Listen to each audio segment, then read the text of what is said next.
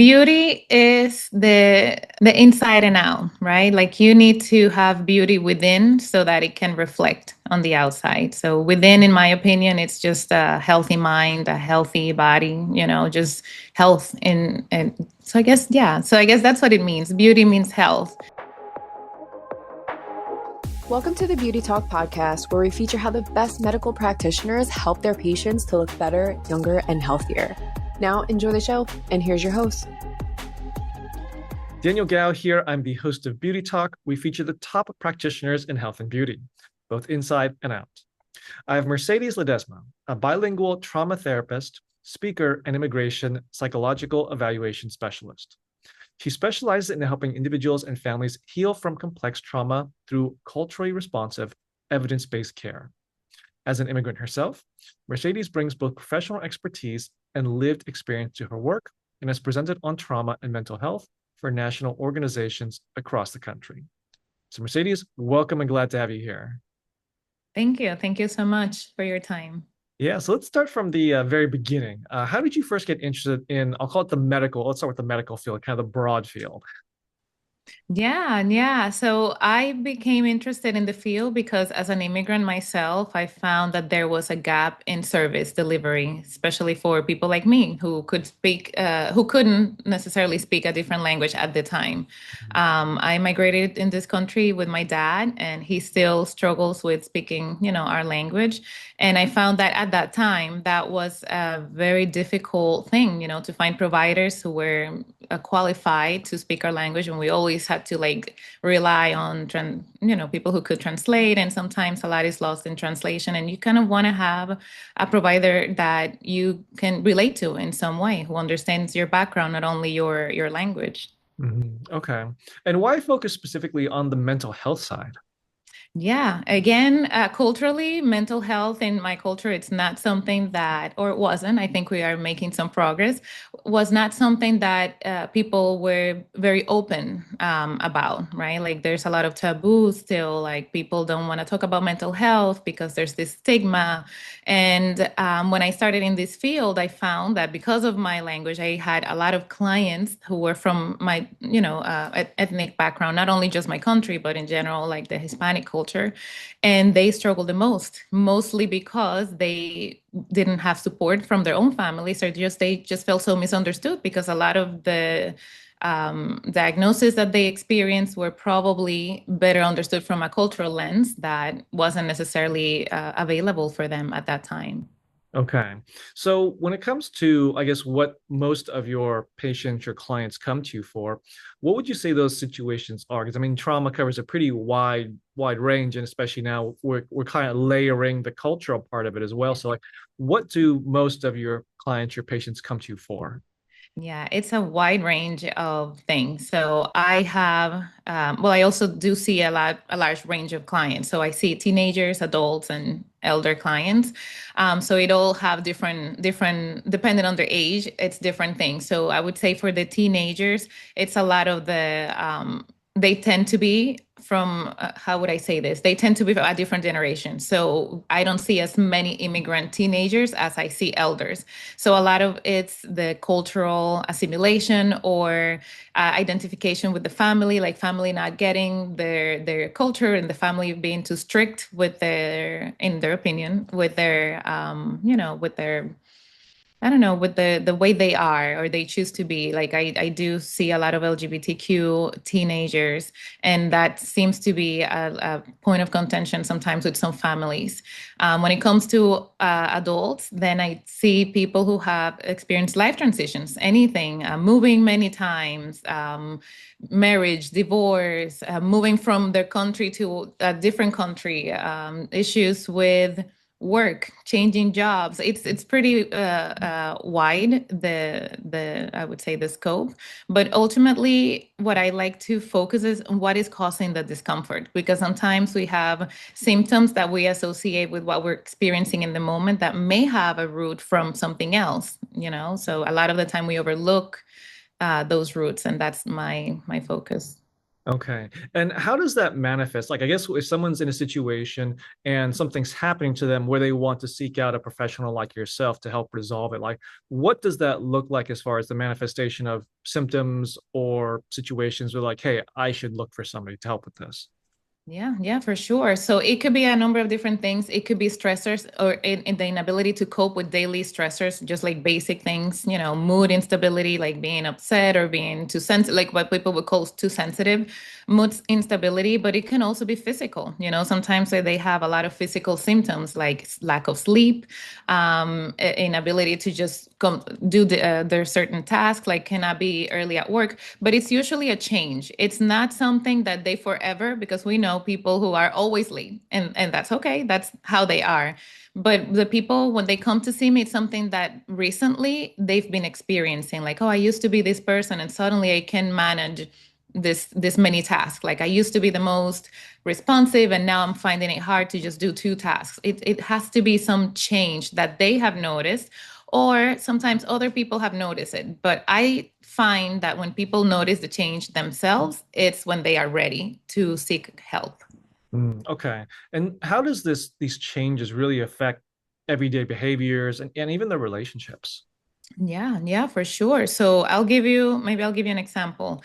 Um, uh, Without making specific remarks, right? Let's say that someone is having issues with their relationship, but they are also having a hard time keeping a job.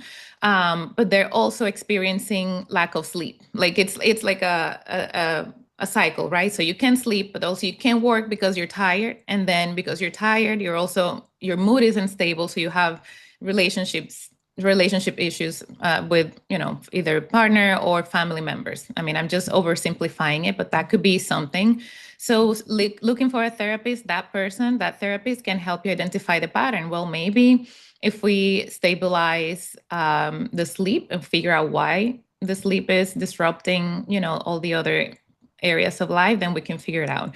Some other ways that I would like to address it is like, what are your daily routines? Because sometimes we're like, oh, yes, I can't sleep, but then I spend all night on my phone. There's like other habits that people get engaged in instead of healthier habits that we would say like sleeping, because of the fact that they don't feel like sleeping, so they go on their phone. But then that's like a maladaptive habit that continues the cycle. So kind of like identifying positive skills that they could use instead.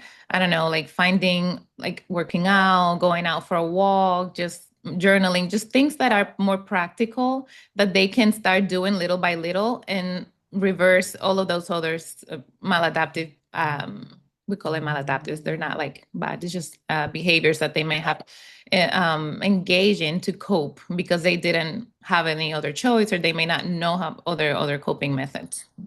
Okay. Now, I'm sure that when it comes to some of the trauma people go through, sometimes they just go into survival mode. But how do they get beyond that? Like, because I'm sure if some of them come to you and like, oh, I'm surviving, it's fine. Like, I don't know if it's part of the culture. It's like, oh, just to like kind of suffer in silence. But how do you deal with situations like that?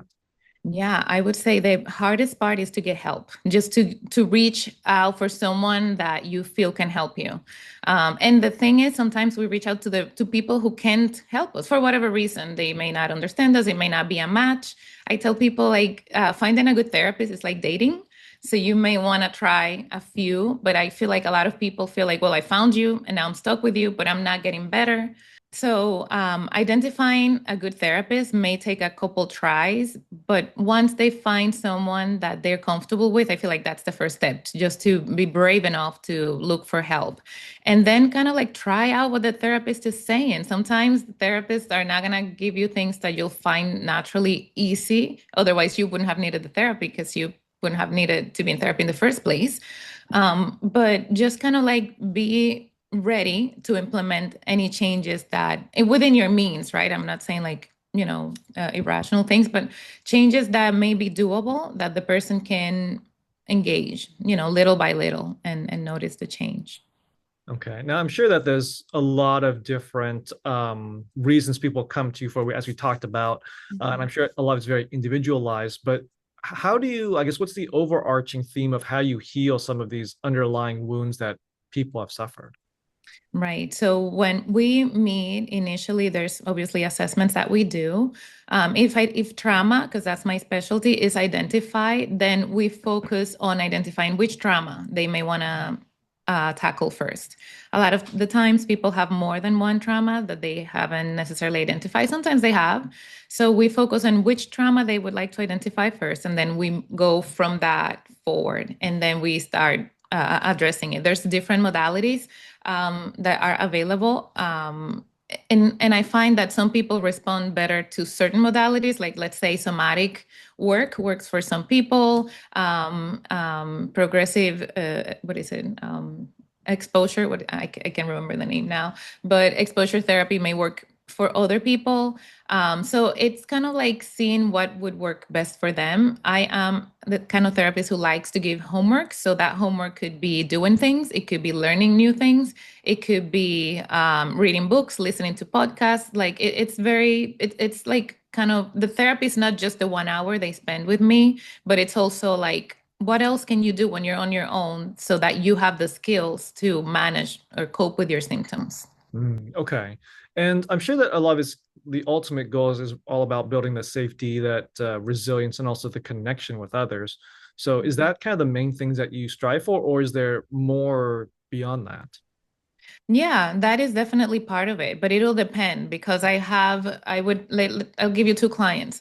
Let's say the one client that enjoys being on their own, is very self-assured, does everything by themselves. They have like one or two friends. Well, the treatment that I'll use with that client, let's say that whatever they came to see me for is related to that. It's going to be very different than the treatment that I would give to the outgoing person who has a bunch of friends, who's the life of the party. So it's very different, right? So maybe to this person, I'm going to encourage them to find a hobby consistently so that they can build a community. And then maybe to the other person, I'm going to say, well, maybe we want to identify where we can set up some boundaries for ourselves, right? Because sometimes you might be tired because you're doing too much to please too many people, but it's not like become a hermit, and don't socialize. So it depends. So building community is definitely the best, and any therapist will always encourage people to, as long as it's good for them, to identify a community that they are comfortable and they feel supported by, for sure. Okay. And since your specialty is really working with immigrants and the cultural part that goes into this, how do you, I guess, view that culturally responsive mental health care? Like, obviously you have to keep the culture in mind, but like, how is it vastly different from, I guess, just regular mental health care?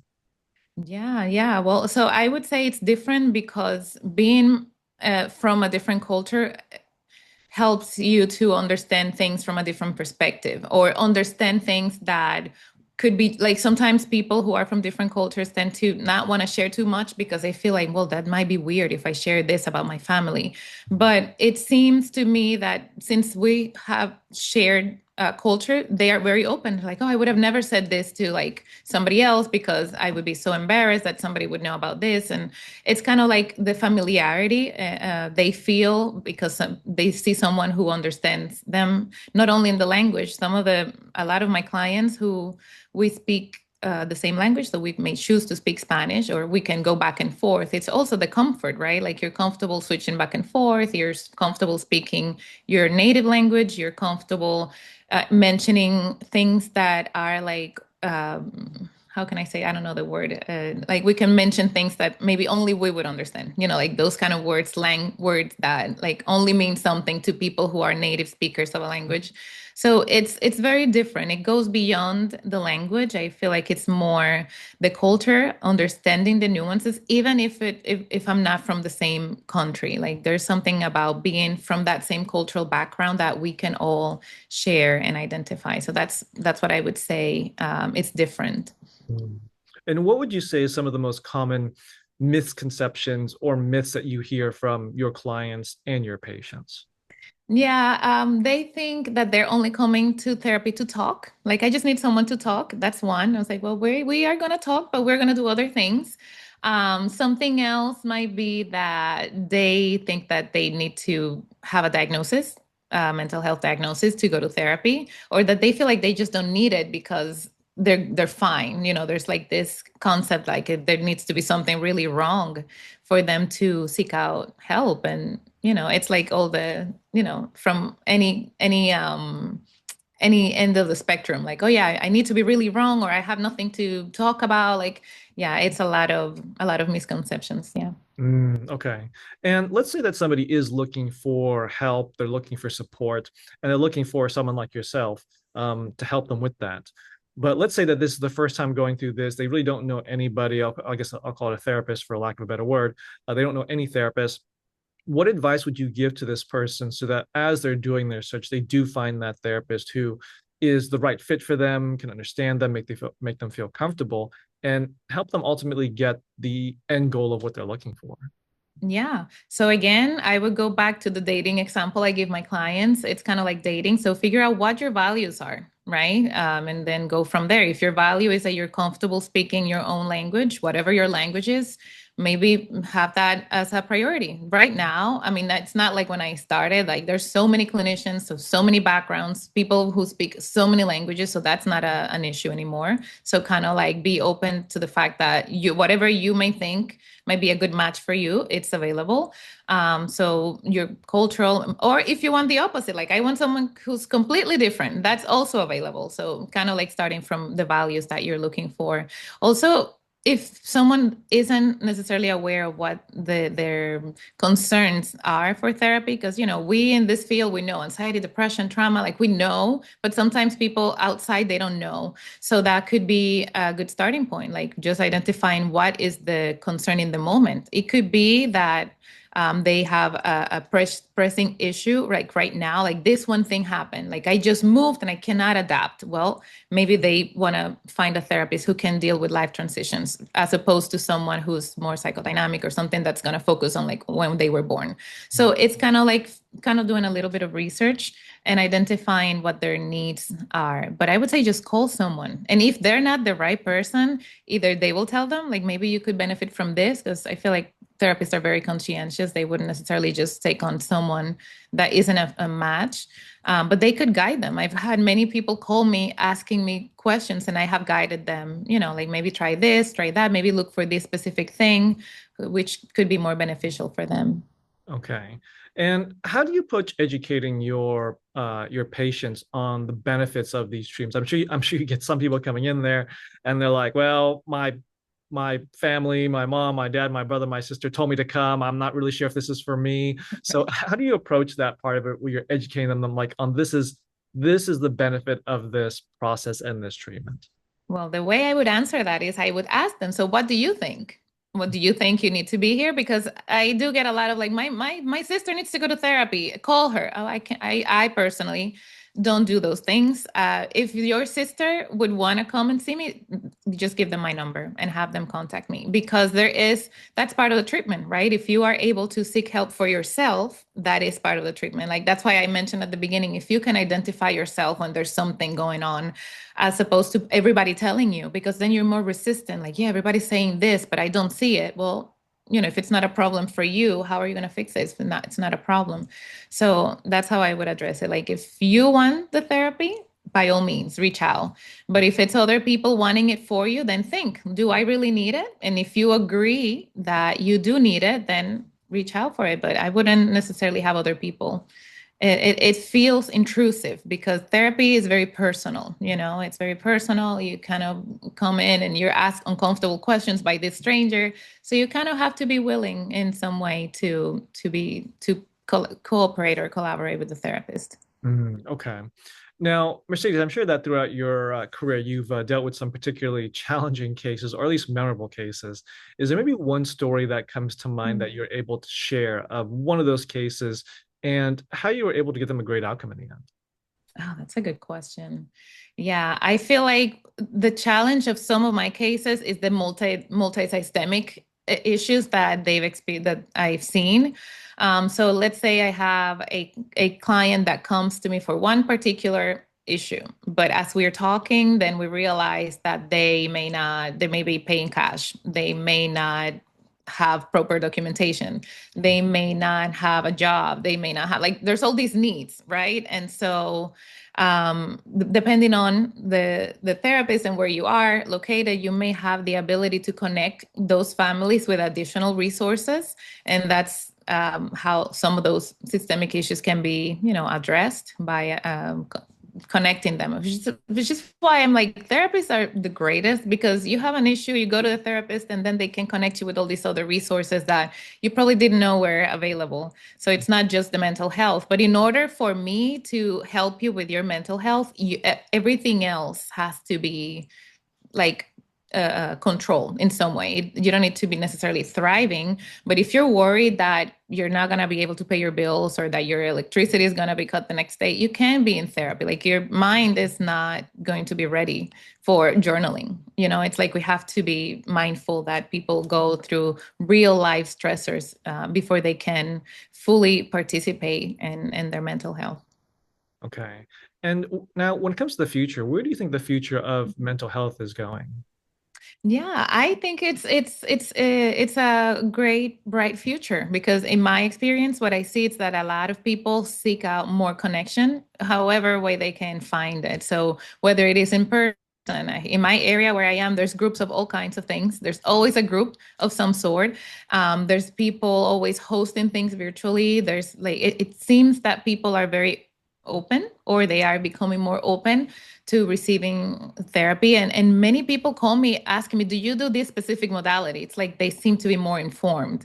So, I would say that the availability of information, the availability of just having a therapist, I think it's definitely improving. Okay. Now, Mercedes, I do have one last question for you, but before I ask it, I do want to point people to your website at mercedesledesma.com. Now, last question for you, Mercedes. What does beauty mean to you? Oh, that's a good question. Yeah, beauty is the inside and out, right? Like, you need to have beauty within so that it can reflect on the outside. So within, in my opinion, it's just a healthy mind, a healthy body, just health and so I guess, yeah. So I guess that's what it means. Beauty means health. But especially mental health, for sure, because that's how we can get to good decisions for ourselves. Okay, well said. Well, there you have it, Mercedes sharing your expertise. So, Mercedes, if people want to learn more about you, how can they contact you? What's the best way? Yeah, so there's my website. I am pretty much everywhere. If you Google me, you'll find me. My phone number, I guess. Everything is through my website, mercedesledesma.com. So any questions, there's my email. I am in Florida. So yeah. Okay. Well, Mercedes, this was great. Thank you for coming on, and thank you for sharing your knowledge. Thank you. Thank you so much. Thanks for listening to the Beauty Talk podcast. Any questions, please contact the practice directly with the contact information provided during the show. We'll see you again next time. Bye for now.